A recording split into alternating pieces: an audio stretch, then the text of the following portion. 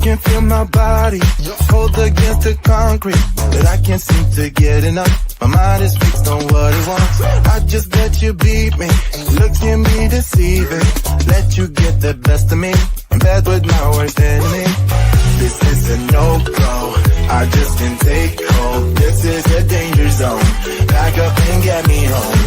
This is a no-go, I just can't take hold. This is a danger zone, back up and get me. So put your hand in mine, follow me, let me waste your time. Set up feet, do some stupid shit. Take a seat, let me waste your time. Slow beats up a tower.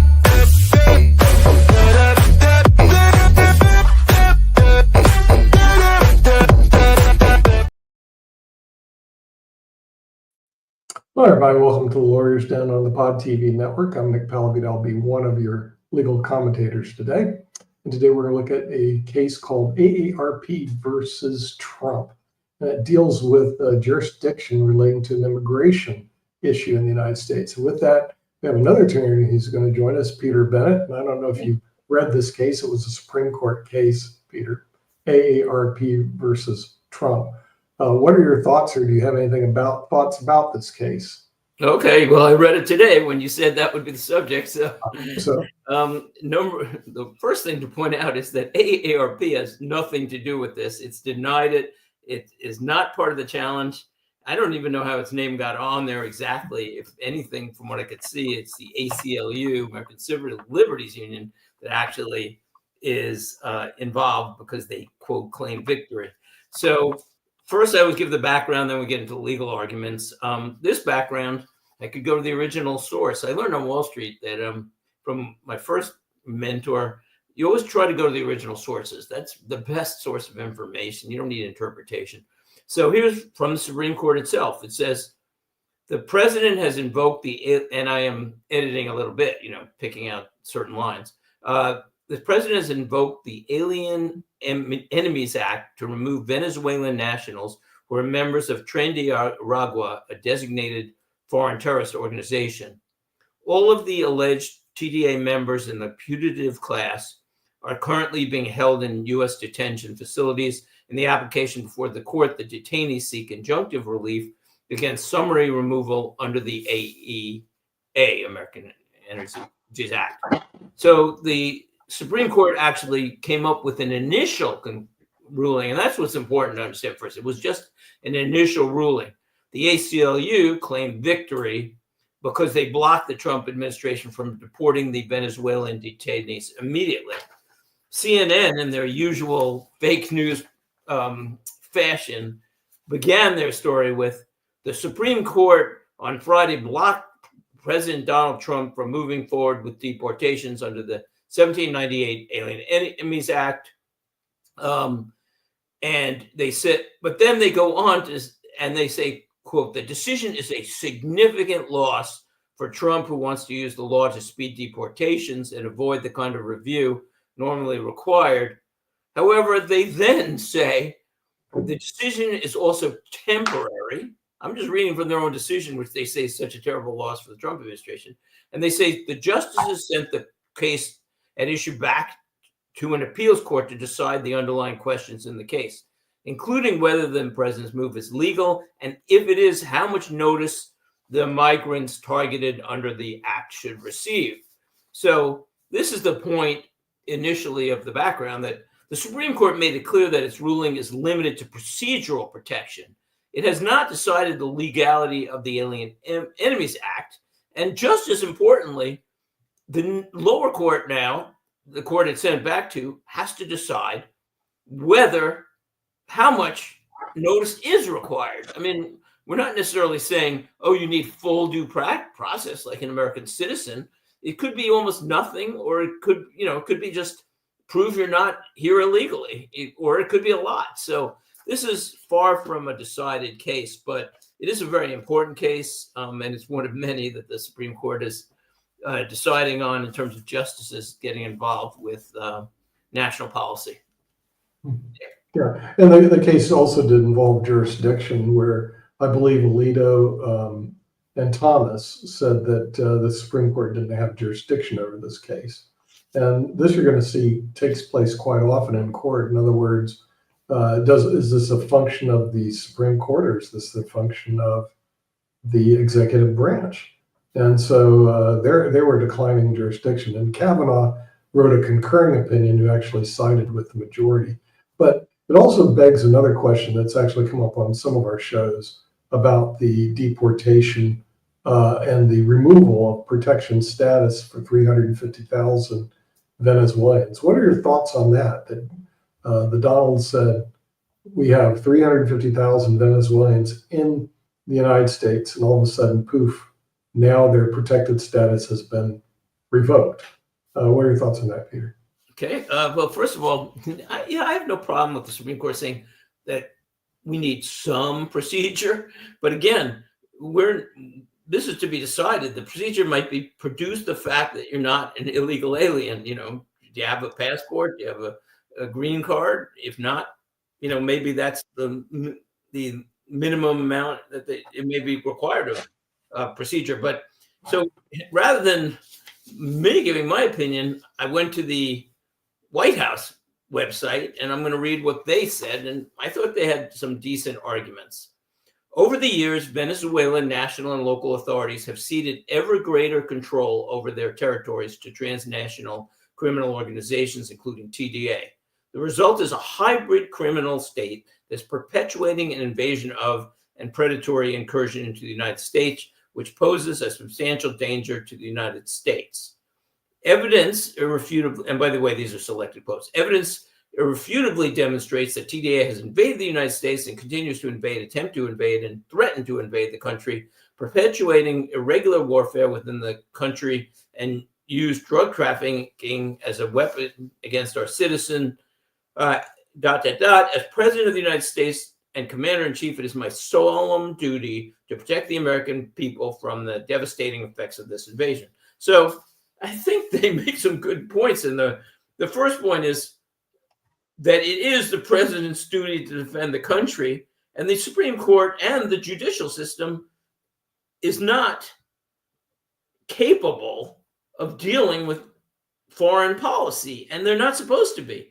As I said last week, they're supposed to be the referees. They're supposed to be the one on the basketball court or the soccer field calling the fouls, but they're not supposed to be making the strategy for the teams, and they're not supposed to be planning the game or deciding new rules. So the point is, the Supreme Court and the judicial system is going to be overtaxed by the hundreds of cases that will be coming to them.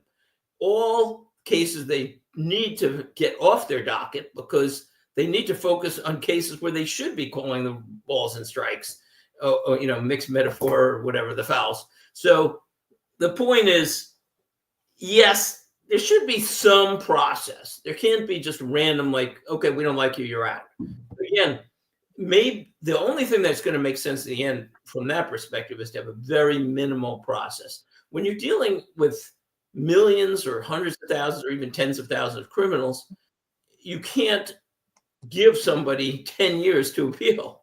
So, and you can't overload the judicial system that's already overloaded. Yeah. Mm-hmm. Yeah, and we're about overloaded and past our time. Oh, so we are, yeah. I think it's an important decision, but we're going to be going on to Wall Street hackers in just a minute. So if you just stay tuned. We started a little late this week, but we'll see you next week around 6 o'clock Eastern Standard Time. Right. Very good. Yep. And we'll see you on Wall Street Hackers coming up next on the Pod TV network. I can feel my body hold against the concrete, but I can't seem to get enough. My mind is fixed on what it wants. I just let you beat me, look at me deceiving, let you get the best of me, in bed with my worst enemy. This is a no-go, I just can't take hold. This is a danger zone, back up and get me home. This is a no-go, I just can't take hold. This is a danger zone, back up and get me. So put your hand in mine, follow me, let me waste your time. Set up feet, do some stupid shit. Take a seat, let me waste your time. Slow beats up a tower.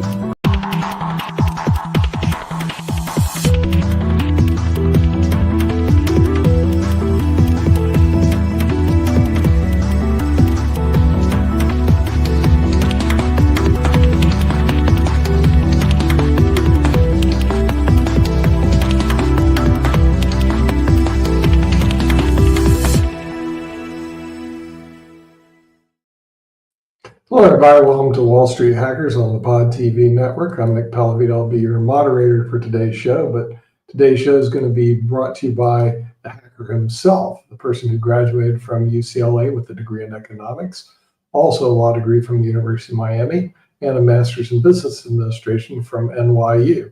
Spending 17 years on Wall Street, he learns the ups and downs of the stock market and what you should invest in, what you should look at, what you shouldn't look at. So he'll talk about the markets, he'll talk about the story of the week, quotes of the week, and his pick. So with that, let's bring in the hacker himself from the New York City area, Peter Bennett. Peter, welcome to your show. No, thanks. You're right about the ups and downs of the Wall Street. It's always up and down, mostly up over the years. Anyway, welcome to Wall Street Hackers, May 20th, 2025.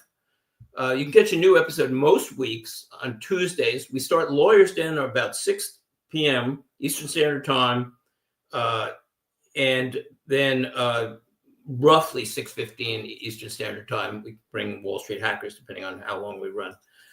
So we start with the markets. There seems to be a very substantial disagreement between the stock and the bond market. A footnote: a lot of times the bond market is right, but not always. On this current state of the economy. So if you look at Liberation Day, April 2nd, the SPY, which is the S&P 500 Trust, was at 564. And now, this morning, it was at 595. So we're talking about up 5.5% since the big tariff announcement in about 6 weeks. Now, the bond market didn't take it as well. The bond market is saying, and their concern seems to be with inflation. And during this last 6 weeks, the 10-year and 20-year Treasury, the 30 years, have been rising substantially. So the 10-year rose from 4.6% to 4.9%. Today, you could get about a 5% yield in a 30-year Treasury. These are very high yields in the last few years. I mean, a couple of years ago, you'd get 2.5 for 2. That's what the bond market thinks. They're concerned about inflation. So who's right? We'll see. And that will be the subject of our panel discussion. What will the tariffs effect be on inflation? And that will be later in the show. So now I'll get into what I promised in the last 2 weeks at least. I said I'd get into some of the historical studies on Wall Street Hackers' investment philosophy and why there's a lot of evidence to say this is the way you should be going.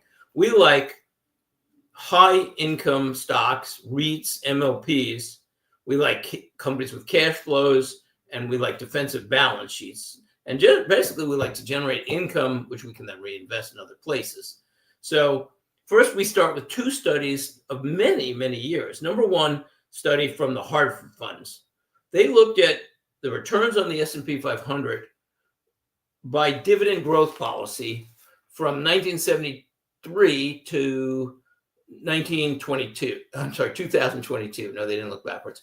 So they looked at those 20 years, and here's what happened to $100. If you took $100 in 1973 over this 20 years, if you put it in non-dividend payers, and you would have only you've got a decent $694, so not bad, 7 times your money.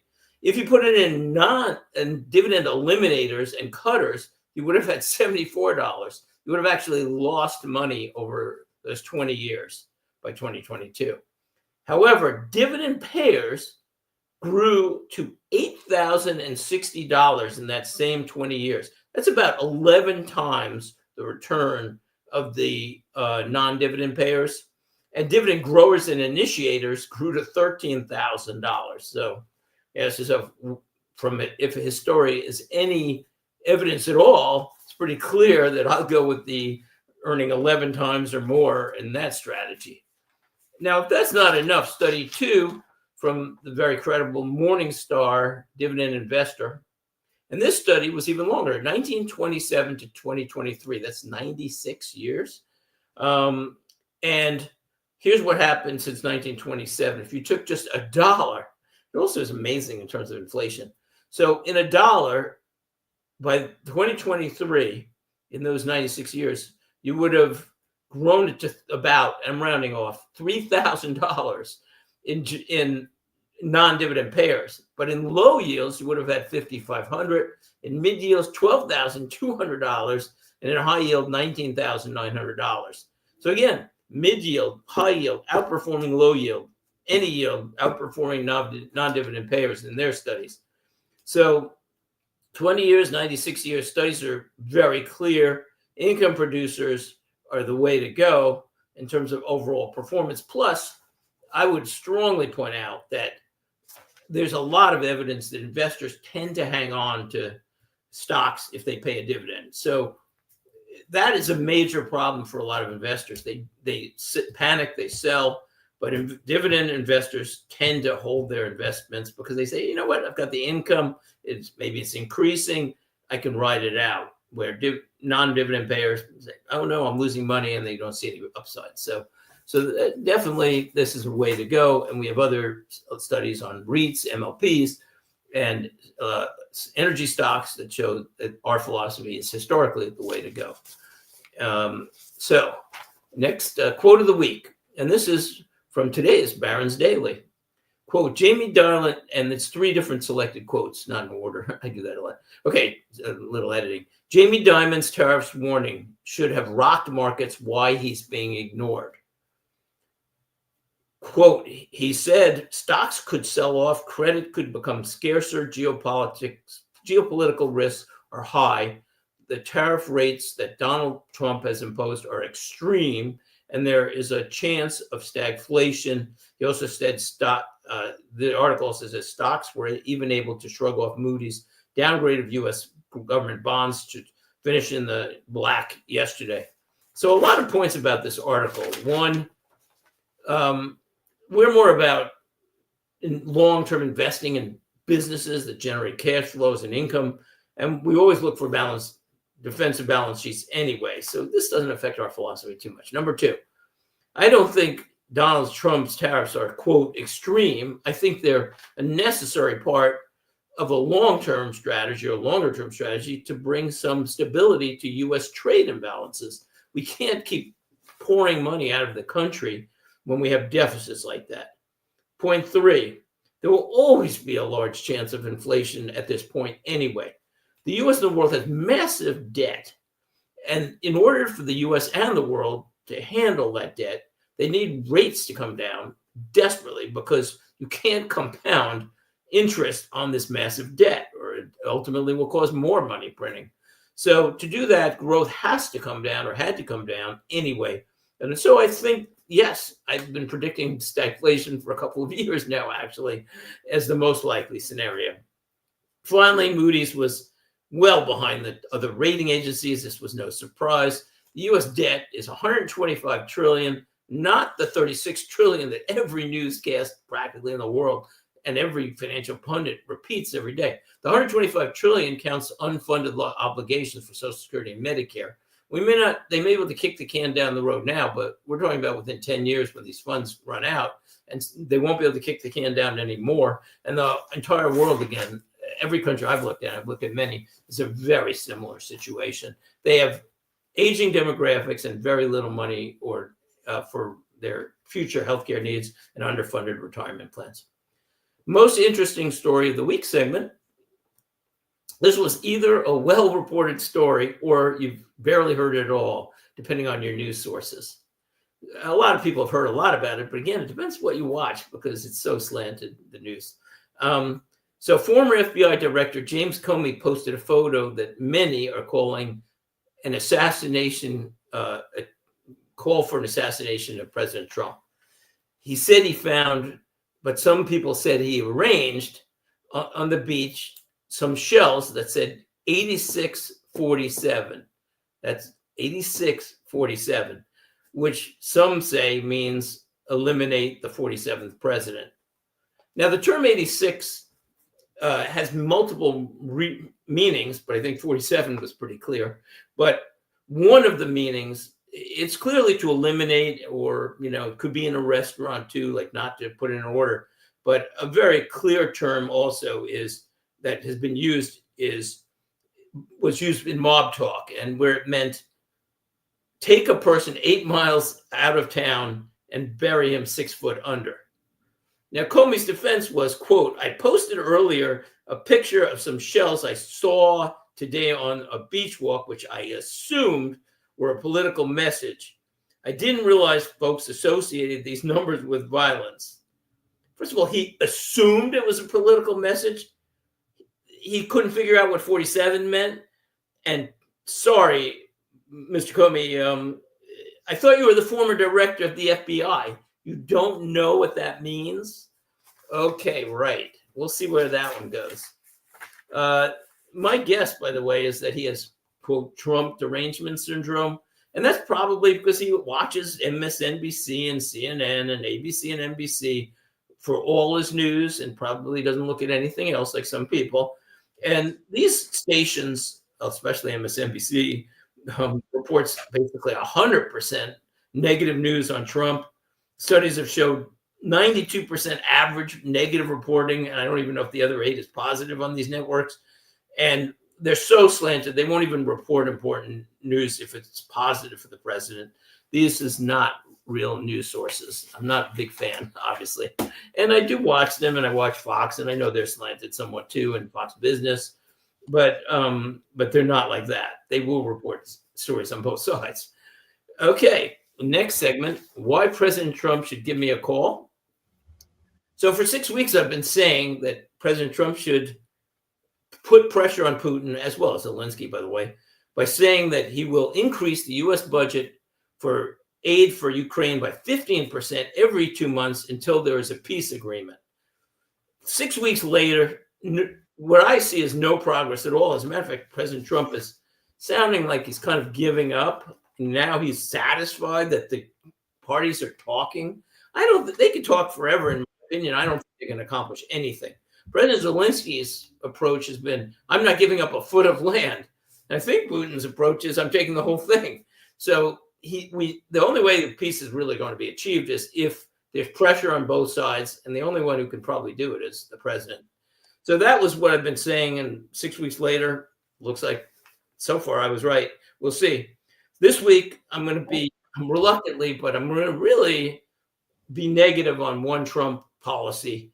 And I don't like to do it because I'd say 90%, maybe 95% of the things he's doing are perfectly right. I mean, he's doing so many things that were needed that should have been done 10, 20, 30 years ago. And people were talking about it, starting to deal with the deficit, starting to deal with government waste, starting to deal with tariff imbalances. These are really positive things. And the prior administration was maybe doing 5 or 10% right. You know, arguably maybe 10, whatever, 15, but he's doing such a good job overall. But I have to really attack his position on crypto and Bitcoin. So disclaimer, from an investment standpoint, I've been saying crypto and Bitcoin could go to $1 million tomorrow or zero. There's absolutely no intrinsic value in these things. It's 100% speculative. And, you know, I'm not saying buy, sell, whatever. I am saying that Bitcoin is extremely speculative. So right now, this is some of my information on crypto. First of all, a lot of people don't realize that there are currently 17,000 cryptocurrencies, many of them active, the majority active, and the number keeps growing massively. So how many cryptos are we going to have in a few more years? 100,000? Is it going to keep growing forever to 100 million? Is everybody going to have their own crypto in America? I mean, this is kind of looking like a Ponzi scheme, like tulips in Holland, which looked really good for a while when they went to so high and then wound up being $2. Beanie Babies. This is not new in history, and it's probably going to wind up the same way. Now, some people might say, oh, wait, but Bitcoin is so much better. I once had a Columbia professor tell me that on the air. Said, oh, Bitcoin is better because Satoshi Nakamoto said he would never issue more Bitcoin. Well, no problem with this. Nobody knows who Satoshi Nakamoto is at all. And they don't even know if he exists or if he's a real person. So I wouldn't necessarily rely on Satoshi to not issue more Bitcoin. The whole thing is really a big issue, and it's a big issue for the economy too, and the world economy, because crypto in general takes the money supply out of the hands of the government, the Federal Reserve, and the world's government. And what the world's governments need now is to control the money supply in the face of massive potential inflation due to their debt that they've been accumulating. So this makes no sense at all. Moving on. So give me a call. Dividend pick of the week. First, disclaimers: Wall Street Hackers is for entertainment only. These are only our opinions. There are no guarantees on any of our suggestions, and consult your financial advisor. So this week, we go with LAMR. Somebody just called me a moron, I think. Can't believe it. But you're entitled to your opinion. I would be surprised if you're right. This week's pick, Lamar, LAMR, Lamar Advertising. We have a small allocation, less than 0.5%. And the reason why is because right now, they should stop putting that person's on while they're insulting me on my own show. Anyway, we have a small, and I debate that person on some other show maybe, but not this show.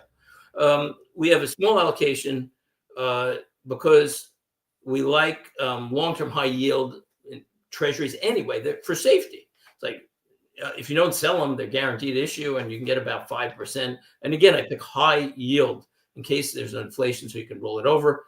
And also MPLX is where I mainly like it for income and growth. So, but Lamar for a little diversification looks pretty good. It's an outdoor advertising company with over 360,000 displays across the U.S. and Canada. If you drive across the U.S. and Canada, there's a good chance you're looking at their billboards constantly. It has a growing network of billboards that are also being converted to digital, and that's a pretty good strategy because these digital billboards create a lot more looks for local businesses, and local businesses are big users of this, so it's probably not that subject to recessionary pressures. It has a 5.2% dividend yield, and according to the E-Trade, it is covering its cash flow, not as much as I would like. It's not well over there, but it's easily covering its cash flow, or it's covering its cash flow. But sales and earnings growth is about 4% year over year, and its net profit margin is about 19%.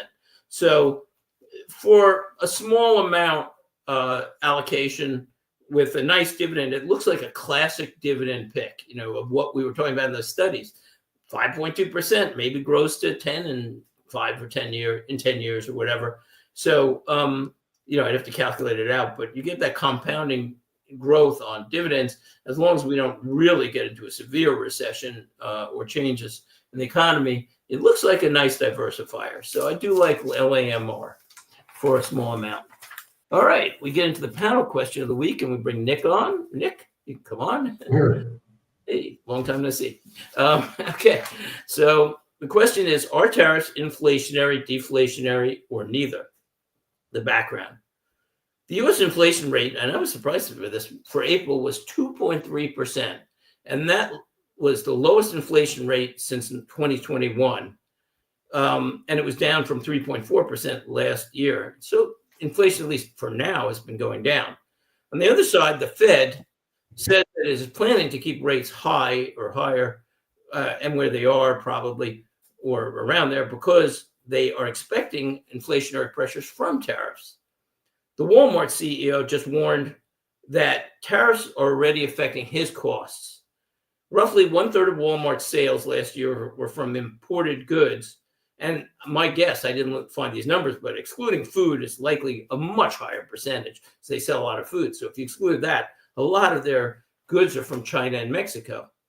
Walmart has narrow profit margins and likely cannot absorb these pressures. So Nick, what do you think about tariffs? Are they inflationary, deflationary, or neither in the short and long run? I think they're potentially inflationary. And the reason why is that you're adding additional costs to whatever you're selling or buying. And the minute you add a cost factor, it increases. The reason I say it's potentially is that costs can be mitigated through other ways and avenues that make it not inflationary. For example, if you raise tariffs, it increases the cost of goods, but if you lower certain other taxes, it decreases the overall cost of goods, and you could end up being neutral. So it's potentially inflationary, not 100%, but potentially. Yeah, I tend to agree in the short run. So here's my four conclusions. One, whatever the cost, the U.S. needs to stabilize our trade policy. We can't have money flowing out of the country in massive amounts when we have unfathomable debt. Again, whether it's 36 trillion, which it isn't, or 125 trillion, which is more likely, you cannot. That is more. 125 trillion, by the way, is more money than the entire U.S. stock market, the entire U.S. bond market, the entire amount of U.S. private and commercially held real estate. So this is a problem that was kicked down the road for 50 years by various presidents and Congresses. But now we're getting to the end of the road. It's within 10 years where these trust funds will be out of money, and they'll have to either print money or adjust as quickly as they can to a very traumatic situation if they don't do anything. So this part of the solution is to use tariffs to create revenue and also to stop the outflow of funds from the United States. Number two, and a small amount of short-term, especially pressure, although it could be very hard on consumers and some businesses for sure, is probably necessary to slow the economy. Why? Because we desperately need rates to come to zero. My theory was always that the governments of the world will be bringing rates down in another 5 years down towards zero anyway, because they can't afford to print that much money and pay interest on this massive debt. What they're going to do is, you can look it up, use yield curve control at some point. They're going to have to use yield curve control to bring down rates, and they're going to have to deal with the effects of bringing down rates, which can be inflationary, admittedly. So in the moderate term, my third conclusion is I do expect some moderate short-term inflation, but in the long run, as you were saying, Nick, everybody adjusts. So what will happen is consumers will cut back a little bit on spending, maybe for some of these goods.